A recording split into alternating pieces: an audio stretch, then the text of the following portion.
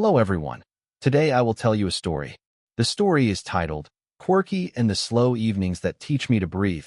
Please like and subscribe to my channel if you appreciate me. You can skip this if you don and oppose. Like this video. Thank you very much. The story begins as follows.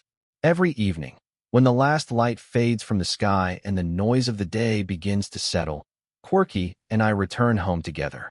The road outside still hums with distant motorbikes. Neighbors call to one another, and the scent of dinner drifts through the air. Yet the moment I close the gate, something changes. The world slows down. Quirky always reaches the doorstep before me. He doesn't rush inside. Instead, he turns, sits, and waits, tail brushing the ground in soft, patient sweeps. His eyes glow with a quiet welcome, as if he is reminding me that the day, with all its worries and unfinished tasks, can stop right here. Inside the house, the rhythm of evening unfolds in familiar rituals. I remove my shoes. Quirky circles once, twice, then collapses dramatically onto the cool tile floor, sighing as if he has worked a full-day shift. His ears twitch at the sound of clinking bowls in the kitchen. When his dinner arrives, he eats with joyful seriousness, pausing occasionally to glance up, making sure I am still there. Afterward comes our slow walk around the yard. The air is cooler now. Crickets begin their orchestra. The sky deepens into a gentle shade of blue that promises rest. Quirky moves at his own unhurried pace, nose busy with stories written and sent. He stops often, examining invisible trails with great importance, as though decoding messages left by the day. I used to tug gently at his leash, urging him along. Now I stop with him. Standing beside him in the quiet dark, I notice things I used to miss. The rustle of leaves, the smell of damp soil, the comforting sound of my own breathing. The world is still moving, but not in a hurry.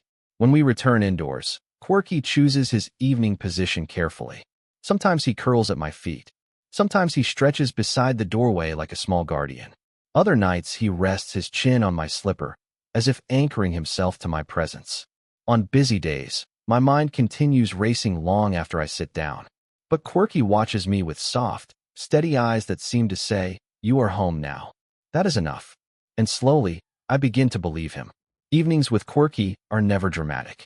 Nothing extraordinary happens.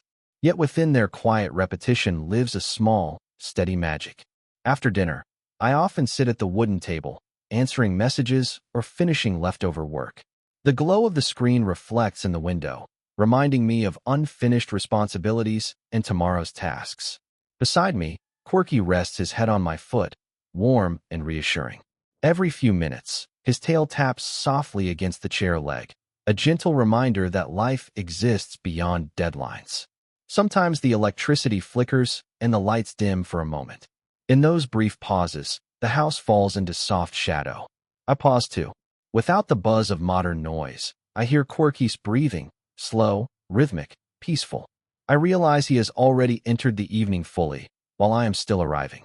On cooler nights, I spread a thin mat near the doorway to catch the night breeze. Quirky settles beside me, pressing his side against my leg. His fur carries the faint scent of grass and sun from the day's adventures. When I scratch behind his ears, his eyes close instantly, trust falling over him like a blanket. We do not speak, yet our companionship fills the space more completely than conversation ever could. Occasionally, a distant dog barks. Quirky lifts his head, listens, and then rests again, deciding the matter requires no response. His calm judgment fascinates me. He reacts only when necessary. He rests when he can. He observes without absorbing unnecessary worry. Some evenings, I read a book aloud just to hear the sound of words in the quiet room. Quirky listens as though the story belongs to him. When I pause, he opens one eye, urging me to continue. Other nights, rain arrives unexpectedly, drumming softly on the roof. Quirky moves closer, not from fear, but from preference. We sit together watching water gather along the ground outside. The world beyond the doorway blurs into silver lines, and time itself seems to slow, drip by drip. It is during these slow evenings that I notice the smallest gestures. The way Quirky stretches his paws in his sleep, the twitch of his whiskers, the soft thump of his tail when I say his name. These tiny moments would disappear in a busy life, unnoticed and uncelebrated. Before Quirky, I believed comfort came from achieving more, finishing more, becoming more productive. Quirky teaches me that comfort can come from simply being present. By 9 o'clock, the neighborhood quiets. Televisions soften. Doors close. Night deepens. I turn off the lights, leaving only the gentle glow from outside filtering through the window. Quirky rises, circles twice, and settles into sleep with a contented sigh. I lie down and listen to the silence. It is no longer empty. It is full of peace. Living in a fast, connected world, it is easy to believe that value lies in speed, productivity, and constant movement. Yet Quirky's slow evenings remind me that peace is not found in rushing forward, but in learning when to pause.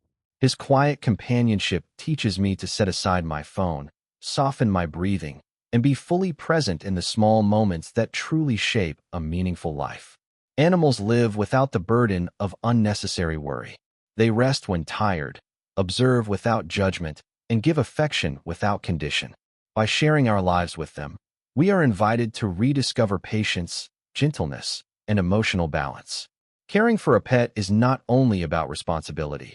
It is about building a bridge of trust and kindness between species.